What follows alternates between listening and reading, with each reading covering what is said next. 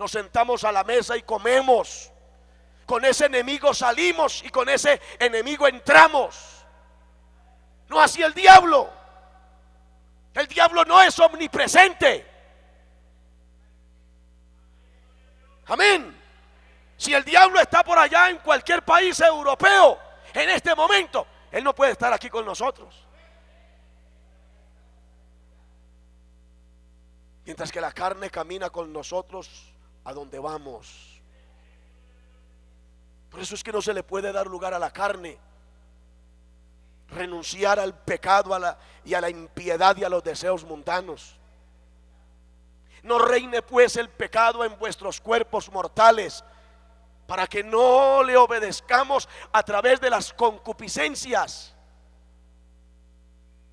No pueden haber deseos desordenados en nosotros. Para que no haya una influencia de la carne en nuestra vida, tiene que haber un control total del Espíritu Santo en nuestra vida. No podemos ser mitad carnales y mitad espirituales, porque nos lleva el diablo mañana pasado mañana. Hay que ser espirituales en todo el sentido de la palabra. Entonces por eso Samuel nos da el ejemplo, que fue lo que debió haber hecho Saúl: matar a Agag. Nosotros tenemos que matar, entre comillas, esa figura de la carne, de la naturaleza humana. Y luego usted encuentra que Samuel llora a Saúl. Y Saúl tiene que venir donde su siervo y decirle: no llores más a Saúl, porque lo he desechado. Ya está desechado. Y comienza el capítulo 16, verso 14, a mostrarnos que comienza a atormentar a Saúl un espíritu malo. Verso 15 dice: he aquí ahora un espíritu malo de parte de Dios te atormenta. ¿Quiénes lo vieron? Sus servidores, los que estaban con Saúl, los que le servían a Saúl, los que le colaboraban a Saúl, vieron: Saúl tiene que tener alguna manifestación de demonios, o de ese demonio, de ese espíritu malo, para que ellos deduzcan y digan: un espíritu malo de parte de Dios te atormenta. Claro, ya Dios ha quitado el Espíritu Santo. Ya sobre Saúl no está esa unción santa. La casa espiritual de Saúl quedó desocupada. Y entonces Dios permite ese espíritu malo. Y ya Saúl no es el mismo. Ya las reacciones de Saúl en la parte física, en la parte psicológica, etcétera, etcétera, es una muestra de que Dios ya no está con él. ¿Por qué? Por la desobediencia a Dios, por la desobediencia a la palabra de Dios y por su no sometimiento a la autoridad de Dios. A su nombre damos la gloria. Entonces es cuando viene un consejo de alguno de los servidores a Saúl. Y usted ve que le dice en el versículo 16 del capítulo 16: diga pues nuestro Señor a tus siervos que están delante de ti, que busquen alguno que sepa tocar el arpa, que cuando esté sobre ti el espíritu malo de parte de Dios, él toque con su mano y tengas alivio. Y entonces es cuando, a petición de sus siervos, dice Saúl: buscadme pues ahora alguno que toque bien y traédmelo. Ahí es donde la providencia divina saca a la luz el que estaba por allá escondido, el que estaba por allá pastoreando ovejas. Cuando Dios tiene un plan con alguno de nosotros, no importa el oficio que esté desempeñando, no importa el lugar donde se halle, no importa la congregación donde se encuentre, puede estar allá en la parte más escondida de la zona, de la ciudad, del barrio, del presbiterio, del departamento, no importa donde esté. Cuando Dios tiene un plan, un propósito con una persona, Dios lo sacará a la luz. No importa dónde esté. Entonces ahí es donde surge la expresión de uno de los servidores de Saúl que dijo: he aquí, yo he visto a un hijo de Isaí de Belén, de Isaí de Belén, de la casa del pan, ¿cierto? Belén, porque allá en Belén es donde hay pan, y allá donde hay pan, los que forman parte de ese lugar comen pan, y al comer pan es una manera de nosotros entender que su vida espiritual es una vida fuerte, fortalecida. Yo conozco a un hijo de Isaí de Belén, y comienza a mostrar las características que habían en David, que sabe tocar, y es valiente y vigoroso y hombre de guerra, y prudente en sus palabras, y hermoso, y Jehová está con él. Que esa frase, y Jehová está con él, no porque esté de última es la menor o la que podemos echar de menos. No, podríamos decir que esa debería de ser la primera. Pero es que lo que David era, como dice aquí el texto, que sabe tocar, que es prudente, que es valiente, que es vigoroso, que es hombre de guerra, que es hermoso, todo eso era David, porque Dios estaba con él. Hermano, lo que usted tiene es porque Dios está con usted. Lo que usted y yo tenemos es porque Dios está con nosotros. Quite Dios su Espíritu Santo de nosotros, como le dijo Dios a alguien que formaba parte de la obra: se va a ir, se va, pero lo que yo le he dado se queda aquí. Y él se fue, y lo que Dios le dio lo dejó aquí. Claro. ¿Usted cree que Dios pasaría por alto que lo que Él nos ha dado, mañana en un gesto de rebeldía, de desobediencia, de ingratitud, nos vamos y Dios nos va a permitir que nos llevemos lo que Él nos ha dado? No. Usted y yo nos vamos, pero lo que Dios nos ha dado, eso queda aquí. Su espíritu, su gracia, su sabiduría, un liderazgo, un ministerio, la unción, el poder, la autoridad, etcétera, etcétera. Entonces nos vamos sin nada de lo que Dios nos ha dado. Entonces tomamos cada una de estas características que habían en David. Número uno, que sabe tocar. David sabía tocar. David no improvisaba. Cuando David tocaba el arpa, David tocaba lo que él sabía tocar, porque había aprendido a tocar. Y de ahí empezamos a deducir que los que servimos a Dios tenemos que hacer las cosas bien hechas, no a medias, como decimos, no con mediocridad, no un servicio mediocre. Que sabe tocar. David sabía tocar, por eso David sabía servir, por eso David sabía cantar, por eso David sabía tocar un instrumento. Sabe, dice de David: yo conozco a David que sabe. Y nosotros tenemos que saber, número uno, acercarnos a Dios. Usted sabe cómo se tiene que acercar a Dios. Usted no se puede acercar a Dios de cualquier manera, ¿cierto que sí?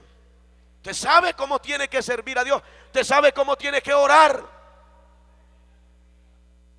Usted no puede orar de cualquier manera. Hay gente que ora con pereza. Hay gente que ora para que estuvieran rezando. Aquí hay que saber orar. David sabía tocar. Nosotros tenemos que saber acercarnos a la presencia de Dios. Tenemos que saber ayunar. Muchos no saben qué es ayunar, Pero usted y yo sabemos ayunar. Cierto que no desayunamos en la casa para venir a ayunar al templo. Y si usted y yo hacemos eso, eso es fingir, eso es engañar, eso es hipocresía, eso es falsedad. Pues hay que saber ayunar, hay que saber predicar, porque no podemos. Como pastor, yo no puedo permitir, no puedo, eso se hacía por allá años atrás cuando había necesidad, digámosle de alguna manera, cuando alguno de los hermanos medio charranqueaba para una guitarra y pasábamos por alto. Pero ya en nuestros tiempos, habiendo gente que sabe tocar, que saben cantar, no podemos permitir que a Dios se le transmita un cántico de cualquier manera.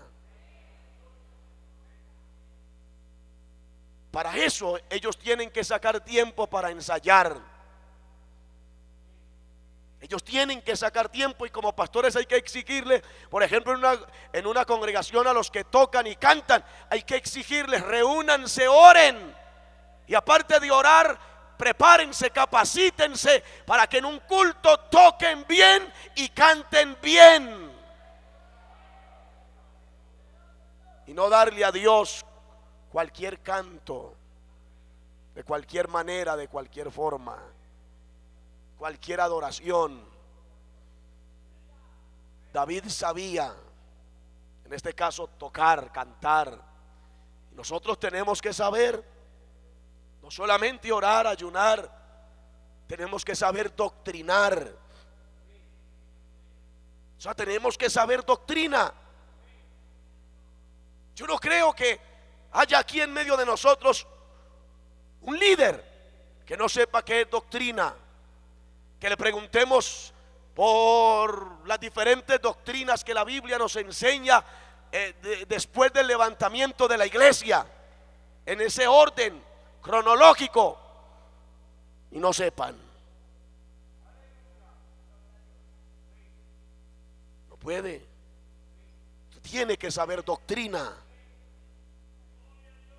Entonces, ¿qué está ocupando en la iglesia? ¿Qué está haciendo en la iglesia?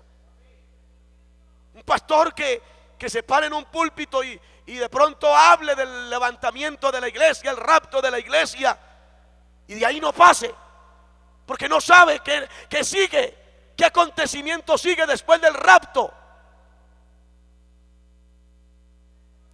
No sabe doctrina.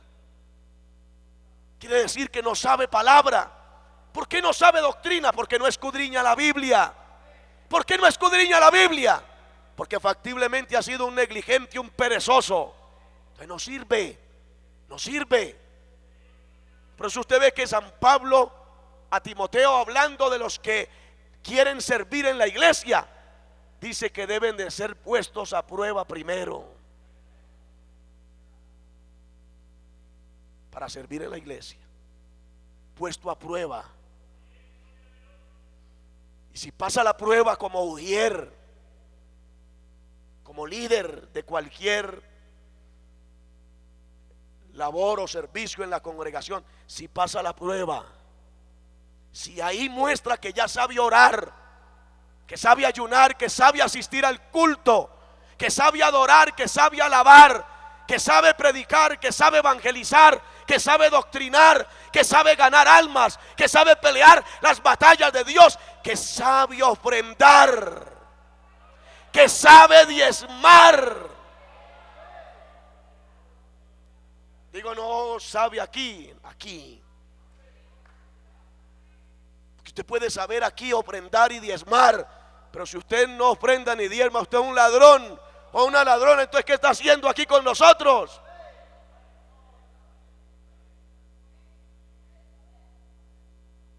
Un pastor que no diezme, un ladrón, no califica. Eso lo descalifica automáticamente. No sirve para estar en el ministerio. Entonces tiene que saber obedecer. Tiene que saber qué es santidad y vivir santidad. Tiene que saber qué es humildad y vivir la humildad. Entonces eso lo califica dentro de la congregación como creyente para un oficio. Califica porque ya ha pasado la prueba. No podemos darle un liderazgo a alguien que no ora, que no ayuna, que no asiste regularmente al templo, que en el templo, en los cultos, no adora, no alaba. Es como el búho, pendiente de todo, no le pierde nada, pero no alaba a Dios, no adora a Dios. Se convoca a la iglesia a un ayuno, no está en el ayuno. No sale a evangelizar, no gana almas. ¿Cómo lo vamos a perfilar para el ministerio? Le hacemos un daño a la obra. ¿Quién sabe qué intereses tiene en el corazón? Ahí es donde mucho pastor, de alguna manera nosotros hemos fallado, porque hemos involucrado dentro del ministerio gente que Dios no ha llamado al ministerio, porque en la congregación para Dios nunca calificaron, pero para nosotros sí calificó. Quiere decir que ese es igual a nosotros.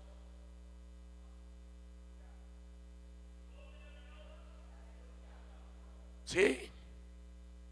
No podemos, hermano. Saber guiar a otros. Un líder tiene que saber guiar a otros. Un líder es una figura que de alguna manera está impactando a otros, está motivando a otros. Es como un imán, está atrayendo a otros, pero lo que él es lo está transmitiendo a otros. Si en su vida hay vida, usted transmite vida. Si en usted hay gracia, usted transmite gracia. Si usted tiene amor, usted transmite amor. Si en usted hay perdón, usted transmite perdón. Pero si usted tiene murmuración, contienda, conflictos, celos amargos, envidias, etcétera, etcétera, eso es lo que usted transmite. Entonces, ¿qué diremos de los que están formándose alrededor suyo? ¿Por qué? Porque usted no sabe. A usted le falta todavía aprender. Hermano, qué bueno de David, que nos dice la Biblia que sabe tocar. El que tiene un llamado para servir en la iglesia y servir a un ministerio, con anticipación se prepara, con anticipación se capacita, saca tiempo, se exige a sí mismo. Saca tiempo para orar, saca tiempo para escudriñar la Biblia, saca tiempo para averiguar, escudriñar, etcétera, etcétera. Se prepara, se capacita. Ese llamado, el mero hecho de Dios llamarlo, de Dios darle una responsabilidad, lo conlleva a prepararse, estar preparado. Imagínese un músico o alguien que canta y no ensaya, no sirve. No sirve. Si todos los pastores tuviéramos el mismo espíritu, la misma exigencia, la misma disciplina, hermano, estoy seguro que las cosas serían diferentes en las congregaciones. No, muchas veces están las amistades y están los sentimientos, y por esa razón es que hay tantas falencias, no solamente en la música, hasta en el liderazgo. Porque el que no le gusta prepararse para un liderazgo no puede ocupar un liderazgo. El que no quiere preparar, él tiene un llamado para un ministerio y no se prepara para un ministerio, para la enseñanza que se están dando aquí los lunes. Eso es para preparar, para capacitar. Y alguien que tiene un llamado al ministerio y está en una congregación y un lunes, después de salir a trabajar, y anhela servir a Dios y anhela prepararse, llega un lunes a recibir esa enseñanza. Pero esa expresión, eso yo ya me lo sé. Y que cualquiera de nosotros como pastores escuchemos a ese creyente o a ese líder de eso ya me lo sé. Para mí no califica. Como usted se lo sabe todo, entonces así no me sirve, no nos sirve. Número 2, y es valiente, para que continuemos. Porque esa es otra de las características del servidor. Valiente. No es un cobarde. Aquí no sirven los pusilánimes. Aquí sirven los valientes. Los que enfrentan al diablo, al mundo, al pecado. No con cobardía, sino con valentía. Y no solamente los enfrentan, sino que también los someten. Porque es que la presencia del Espíritu Santo en un creyente, en un líder, en un servidor, en un pastor, hace de esa persona un valiente. La presencia del Espíritu Santo no hace de una persona un cobarde, un arrodillado ante el diablo, ante el mundo o ante el pecado. Por eso usted ve que los creyentes valientes se ven, como también se ven los cobardes, se ven. Usted mira el capítulo 17 de Primera de Samuel y usted ve un montón de cobardes que era el ejército de Saúl. A la cabeza, la cabecilla, un cobarde como Saúl. Y usted ve a un valiente hermano, un muchacho que como dijo el mismo Saúl, ese hombre es un hombre de guerra desde su juventud y tú eres un muchacho. Y con eso lo estaba menospreciando. Y resulta que el cobarde era él. Y el que creyó que era un cobarde, resultó que era el valiente. Y el que manifestó ser un valiente era el cobarde.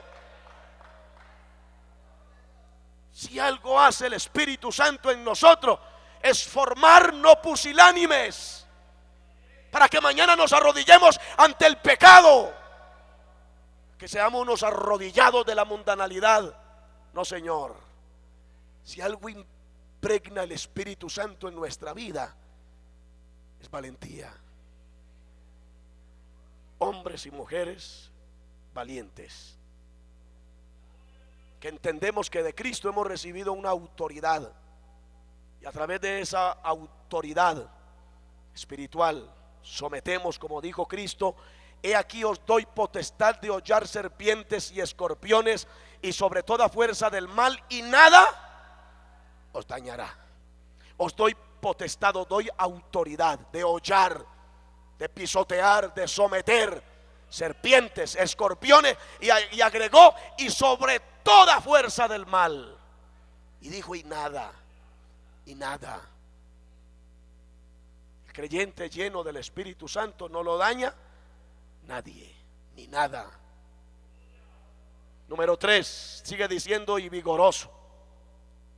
Claro, la presencia del Espíritu Santo imparte en nosotros una energía espiritual. Energía espiritual. Entonces esa energía hace que nosotros podamos transmitir dinamismo a otros. Un líder que va adelante, los seguidores van detrás. Por eso usted ve que de Cristo aprendemos ese liderazgo. Cristo usted lo ve siempre adelante, hermano. Hey, venga, no vaya a Jerusalén porque Herodes te quiere matar. Y usted ve la expresión de Cristo para que lo escucharan. Me imagino que el que le dijo eso se lo dijo así, o de pronto así al oído, o de pronto para que la gente se diera cuenta, y aún sus discípulos. Pero usted ve la expresión de Cristo: vaya y díganle a esa zorra. No, eso es ser un líder. Es una persona vigorosa. Es una persona que manifiesta y que transmite dinamismo a otros, que otros se contagian de lo que él es y de lo que él hace. Entonces, si usted y yo no somos vigorosos en este trabajo, hermano, si usted y yo no impactamos a otros con nuestra manera de servir, nuestra manera de predicar, nuestra manera de orar, nuestra manera de someternos, de sujetarnos, entonces, ¿para dónde vamos? ¿Para dónde vamos a llevar esos 2 o 3 discípulos que están detrás de nosotros? ¿Qué es lo que ellos van a aprender de nosotros? Santiago capítulo 1 versículo 8 dice que el hombre de doble ánimo es inconstante, es voluble en todos sus caminos. Aquí no puede haber inconstantes, hermano. Aquí no pueden haber servidores de 2 piezas. Aquí tiene que haber servidores de una sola pieza, que por consiguiente eso aprendemos de Cristo. Número 4, sigue diciendo prudente en sus palabras. Los que servimos a Dios nos guardamos, nos cuidamos de la lengua. Imagine un pastor chismoso. ¿Cómo lo ve usted? Horrible, horrible, feo. Y enseguida se pare en el púlpito a predicar la palabra y la congregación escuchando y sacando conclusiones. Ahí está mi pastor predicando, ahí le está prestando la lengua a Cristo, pero ayer le prestó la lengua al diablo. Chismoso.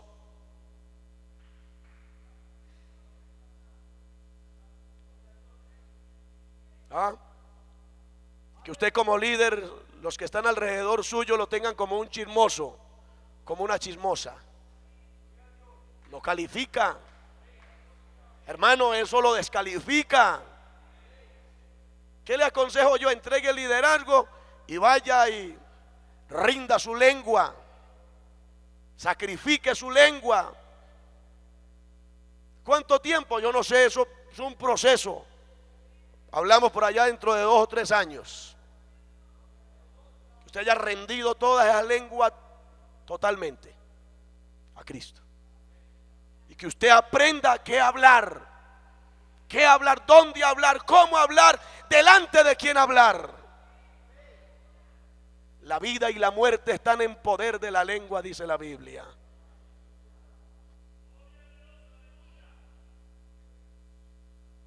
El hermano Ortiz nos enseñaba que es la última trinchera que los creyentes rendimos. Así decía el hermano. Porque decía el hermano, le rendimos la plata, el dinero, porque pagamos ofrenda y diezmo.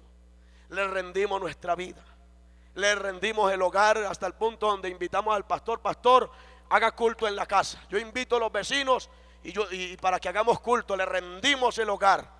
Le rendimos los hijos porque los traemos al altar con la esposa y los presentamos al Señor. Entonces le rendimos todo a Cristo. Y decía el hermano, pero lo último que le rinde el cristiano a Cristo es la lengua. Entonces cuando la lengua no se rinde, el Espíritu Santo no la puede tomar para hablar en otras lenguas. Hay razones del por qué muchas veces no hay bautismos en el Espíritu Santo. Porque hay lenguas chismosas, hay lenguas mentirosas, hay lenguas habladoras, hay lenguas que se mueven de aquí para allá y de allá para acá y hacen tantas cosas, menos someterse a la palabra de Dios. Pero aquí nos dice de David que era prudente en sus palabras. Pensemos primero qué es lo que vamos a hablar antes de hablar. Número 5, sigue diciendo que David era hermoso. David era hermoso. Y eso lo relacionamos con la belleza moral, la belleza espiritual que había en David, que eso dice mucho. Un creyente, un servidor con una hermosura moral, espiritual, muestra mucho, habla mucho. Porque está bien la presentación personal, está bien, pero antes de lo de afuera debe de ser lo de adentro. Porque por fuera hay hombres y mujeres que son, cierto, físicamente son muy atractivos, pero por fuera son muy llamativos, pero por dentro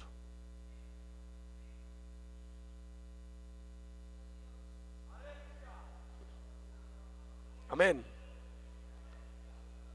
Un espíritu desordenado, un alma totalmente desordenada. Entonces ahí es donde el por qué el pecado afea, pero la santidad adentro hermosea. Hay una persona que tiene gracia, Dios le da gracia por lo que es por dentro. Y esa gracia de alguna manera podríamos decir que es la que muestra que hay una hermosura moral y espiritual en nosotros. Número 6 dice: y Jehová está con él. Dios estaba con David, que creemos es lo más importante en la vida de un creyente, que Dios esté con nosotros. Ese es el secreto para el éxito, es que Dios esté con usted, que Dios esté conmigo, que Dios esté con nosotros. Usted ve en el caso de José, cuando José fue vendido, aquella caravana que iba hacia Egipto, usted ve que dice la palabra de Dios del capítulo 39 versículo 2. Dice: mas Jehová estaba con José, y fue vendido allí a Potifar. Y dice el capítulo 39 versículo 3: y vio su amo que Jehová estaba con él. Luego usted ve que José por esos propósitos de Dios fue llevado a la cárcel.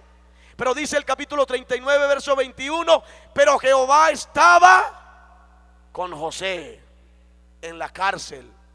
Y luego que Dios, al paso del tiempo, Dios lo saca de allá de la cárcel y le da gracia ante Faraón, y Faraón lo va a poner allí como gobernador sobre toda esa nación. Dice el capítulo 41 verso 38: dice Faraón a sus siervos: ¿acaso hallaremos a otro hombre como este en quien esté el Espíritu de Dios? Potifar se dio cuenta que Dios estaba con José. En la cárcel, los presos y el jefe de la cárcel se dio cuenta que Jehová estaba con José. Y luego Faraón se da cuenta que Dios estaba con José. Por eso lo que fue José en las manos de Dios, lo fue porque Dios estaba con él. ¿Está Dios con usted? ¿Está Dios con nosotros?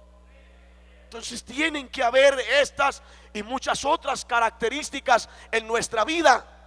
Tenemos que saber como David, saber tocar, saber emprender algo bueno, agradable, saber orar, saber en la casa de Dios ser instrumentos útiles, saber doctrinar, saber traer un alma a Cristo, saber cómo exhortamos un hermano, una hermana, cómo apoyar, cómo colaborar.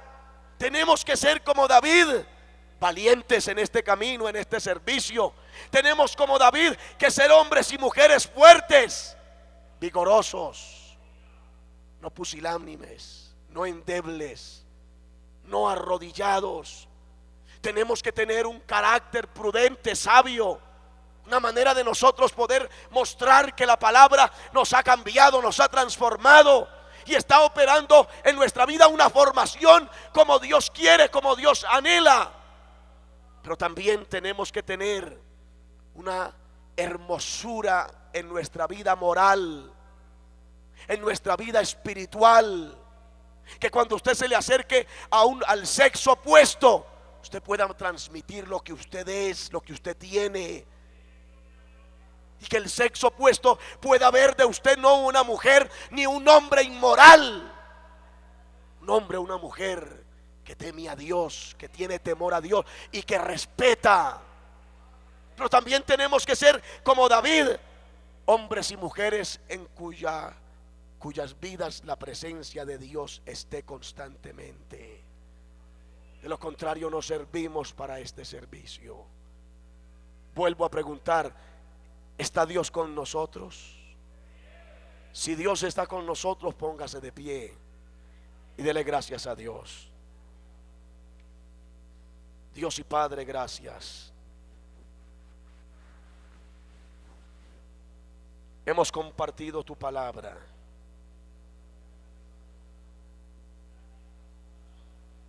Se ha enseñado tu palabra, Señor. Y aquí está este grupo de hombres y mujeres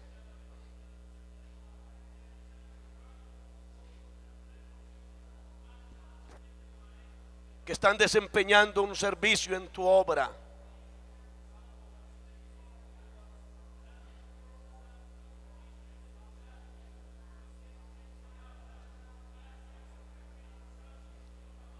Necesitamos servidores como David, fieles, humildes, obedientes, abnegados, entregados, sacrificados, espirituales, respetuosos, buscadores de Dios. Se necesitan servidores en cuyas vidas esté el Espíritu Santo de Dios. Señor, por favor, ministra tu palabra a mis hermanos y hermanas. Que esta palabra forme.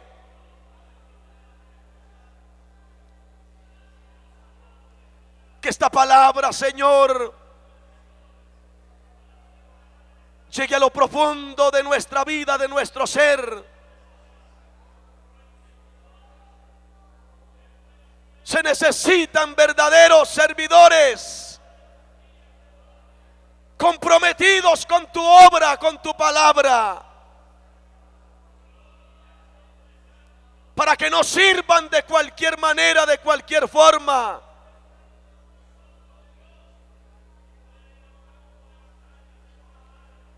Que esta palabra nos confronte, pero al mismo tiempo esta palabra sea un reto para nosotros. En el nombre de Jesús.